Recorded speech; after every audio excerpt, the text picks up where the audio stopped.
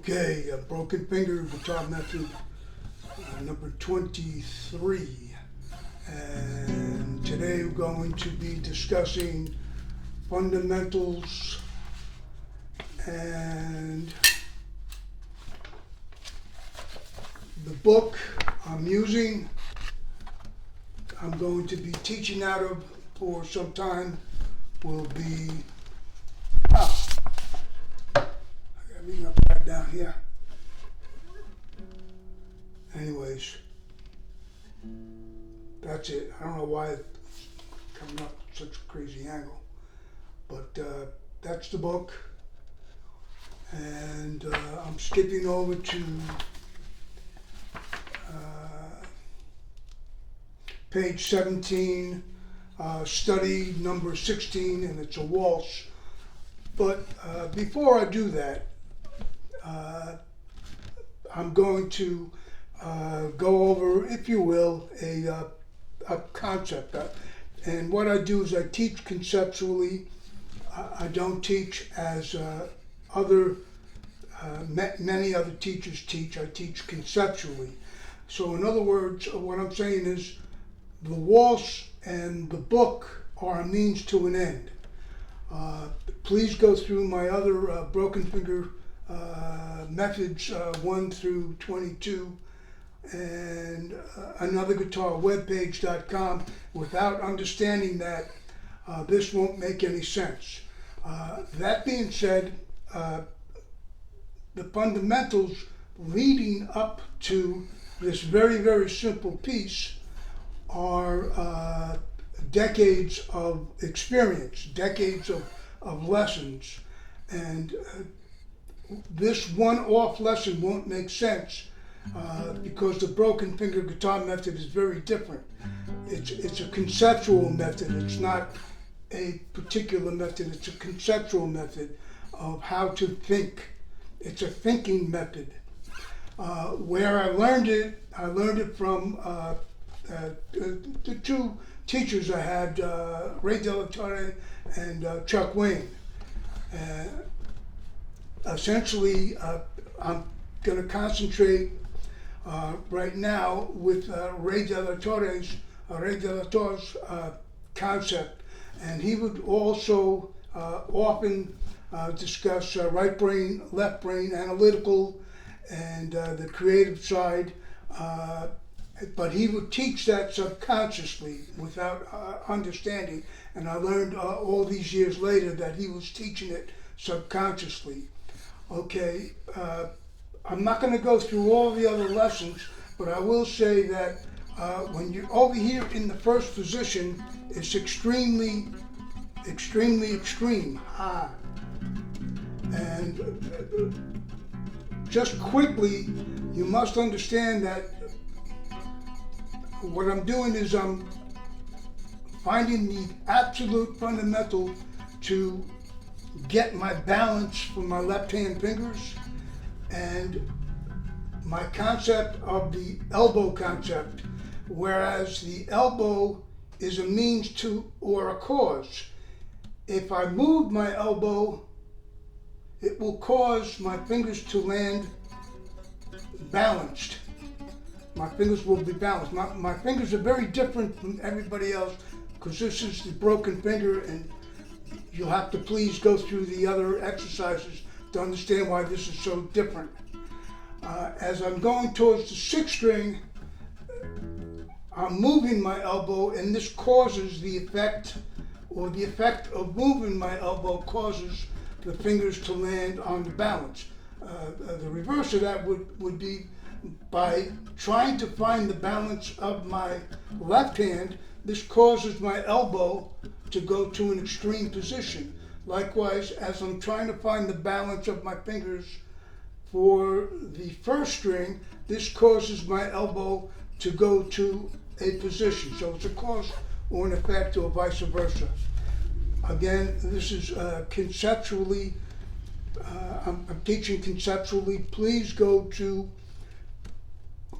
my favorites, not my favorites, playlist, a classical guitar method on my playlist, and you'll see two lessons there. One is with the backwards bicycle, and the other one is the spiritual guru doing 1, 2, and you'll see in particular, I want you to notice the spiritual guru does the motions very, very fluid. He's very, very fluid. So you can see conceptually that the left and the right brain are matching. And this is today's lesson. So understand that the waltz and the book are a means to an end. I said that already, but I'm going to add to that. When you went through schooling, I don't know how many decades some people have with college, with graduate degrees, essentially, I'm not speaking for everybody, but what's occurring is they're going, Johnny, I'm going to do this, now you do this. And this goes on and on, decade after decade, book after book after book. And you're never taught why, how, where, when, who, how to think in terms of truths. You're not thinking in terms of truths. So what occurs is you get these books and you got all of the hand positions wrong, and you got the timing wrong, and you got the left and right brain not functioning. So therefore, it's important to understand that the lesson is putting the right and the left hemispheres together. That's the lesson. In order to do that, one must understand that I'm applying the principle of timing and being in the present. When I'm in the present, even though I have my time going, I'm aware of all my surroundings. In the case with the guitar, I'm aware of the first 23 lessons of the broken finger. I don't want to go into them, but essentially that's balances I'm looking for. I'm looking for the balance, and I'm looking for the freedom of the right hand to be off on its own, where your brain is thinking of the left hand. When I first called up Ray, the first question he asked me, what hand do you think of when you play? I said immediately the left hand. And I guess that meant something, and I understand over all these years what that meant. Okay, now, with these beginner books, again, this is a lesson on fundamentals, primarily right, left brain. The waltz and the book are just something to work off of, because that's my level right now. I started from scratch. So using the concept of learning in the middle of the fretboard, one can use the Spider. Pebble Brown's got it on my favorites. There's one guy on YouTube that has 200-300 variations of this, and that's the essence of the guitarist, is that the mind is moving the finger. My mind is moving that finger. My muscles are not moving the fingers. My muscles are listening to the commands of the mind. If I try to get the muscles to move the finger, they tense up.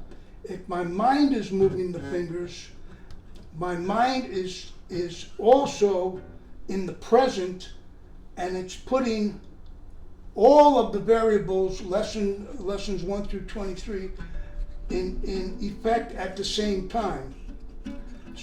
Whereas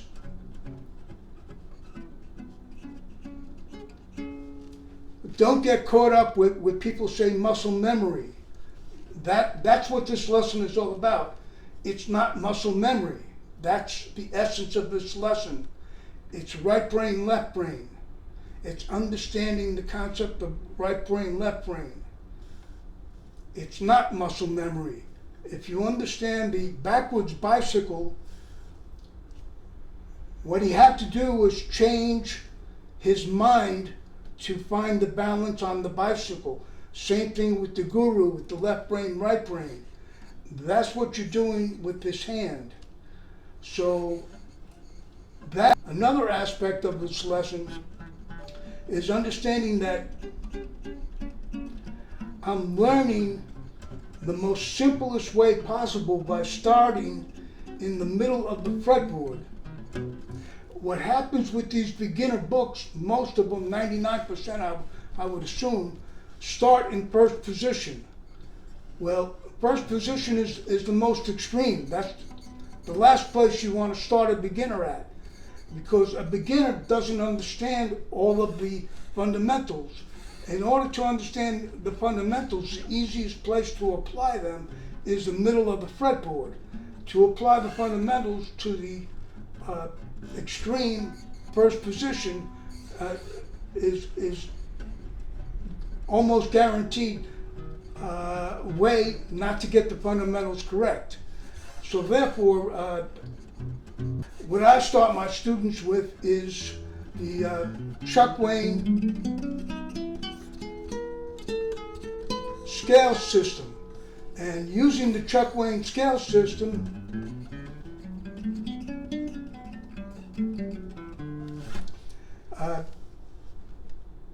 you can learn, I think it's like 8 variations of every, starting on every note. So you got 8 times 8, or 8 times 7, and then you got variations within that. So it's like 100 scales. You'll never get bored. To get the Chuck Wayne scale method, it's a Hal Leonard publication, School of Chuck Wayne Scales. Furthermore, if you go to the YouTube channel, Berkeley, it's called Pro Scales, Berkeley Pro Scale Workout or something like that.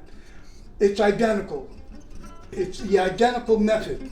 So it's already on YouTube and it's in the book, so I'm not going to go into it. But that's essentially what you got. Chuck Wayne used to teach at Berkeley.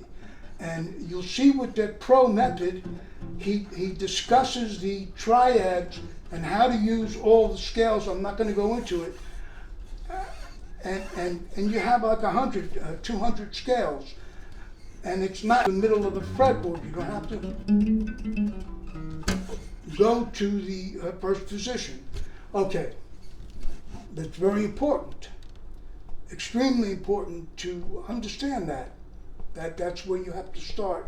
You have to be your own teacher, and you have to be in the present, and you have to be aware of all of your balances. For me, I'm concentrating on the left hand. My right hand just does whatever it does. Now, because I've studied with Ray for so many years, I tend to do my rest stroke in this position. But I'm learning now to, again, I'm shifting now to, and this is new for me, to play in this position, but you go through the other lessons, you'll see why I had to change. Okay, so now we're still not up to the waltz yet, and that's fine because the waltz is not the lesson. Everything I've said up to this point is the lesson. The waltz in this Carulli book is just a means to an end. The means to play this waltz is everything I just discussed. Again, that's the educational system. They keep pushing they drill in your brain that the lesson, the notes are the lesson. The notes are not the lesson. The notes are a means to an end. Okay, that being said, I think I covered all the fundamentals, and sorry for my rant, but we're not even halfway done yet. Timing. Okay, once you have all the fundamentals together, left hand, right brain, left brain, then you have to incorporate time. And this is where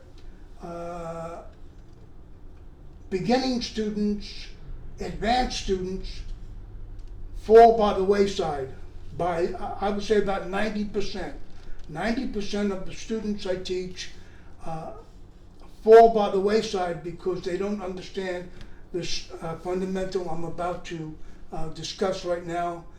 I'm going to discuss it in greater detail at another lesson, but right now it's just the concept of timing. Once you throw the concept of timing in, it becomes a lot more difficult to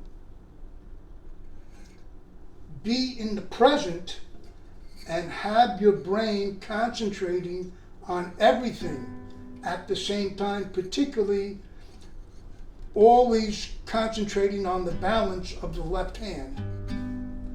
So when I do my timing, I'm always trying to be musical.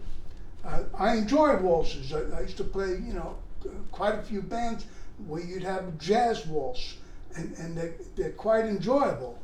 And if you ever look at some waltzes, mazurkas, they have a dance, a town square in Poland. I forgot what it was, but you see them. They're doing mazurkas and waltzes. It's a beautiful dance form, and that's what this comes from. So you must understand it's musical too. Prodigies just automatically understand everything. If you're a prodigy, skip ahead because they understand this automatically.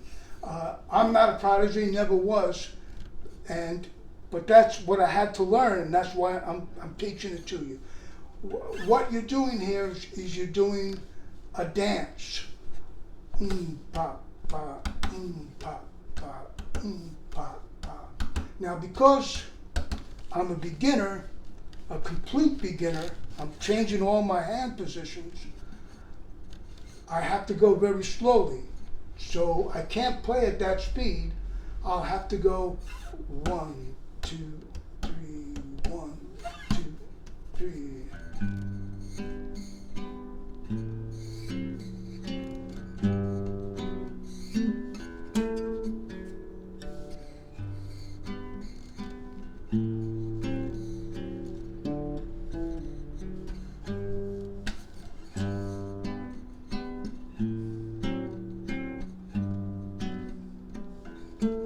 Right hand hurts.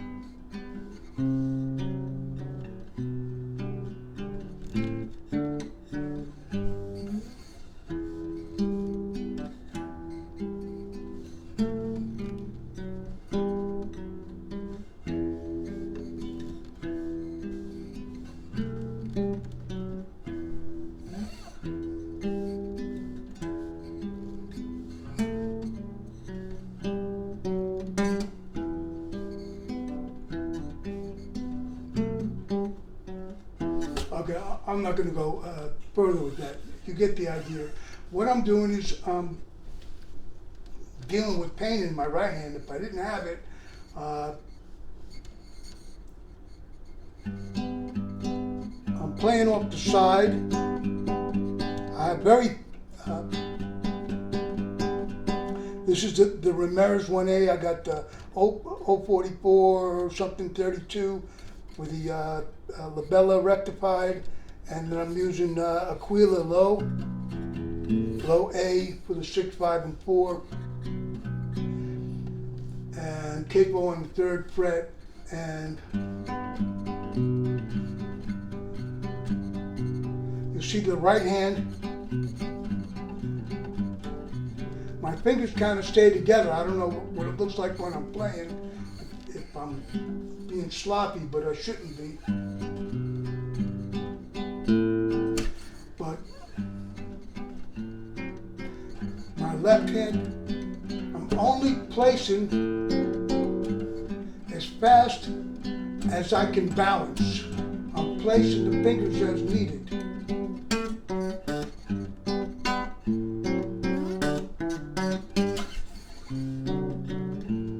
Sorry.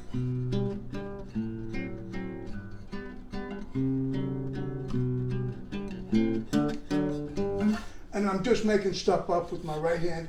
I didn't mark it down. Usually I'll mark these down, what the fingering should be, right hand, left hand. But I'm just playing it through. Now here's variation number 1 right after it, and it's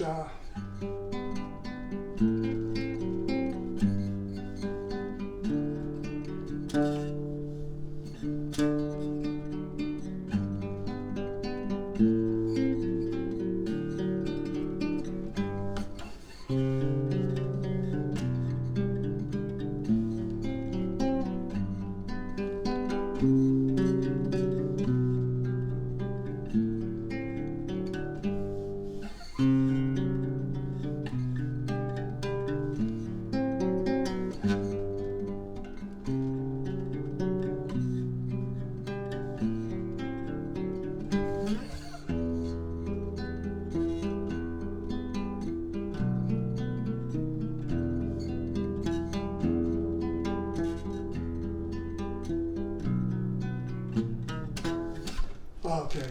So what I'm doing there is as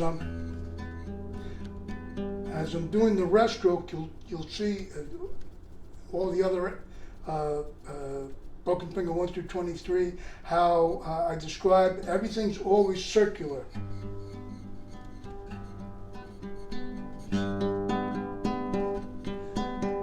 I can get more tone or more volume if I go this way. There's 2 people, there's okay, so I'm learning from the internet too. 2 teachers, I'll put them in the description. Okie dokie, and I'm working on playing off the side, and I can get more volume this way. And by keeping them close together,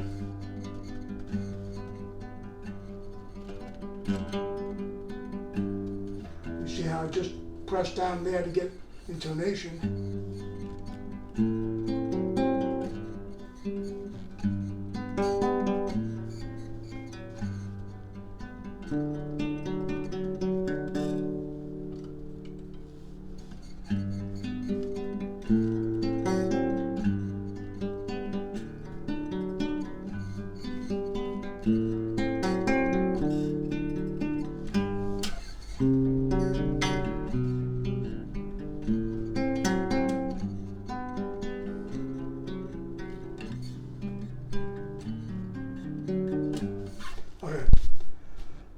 Okay. Cheers. Best wishes. Okay. Thank you for putting up with my rant. Thank you.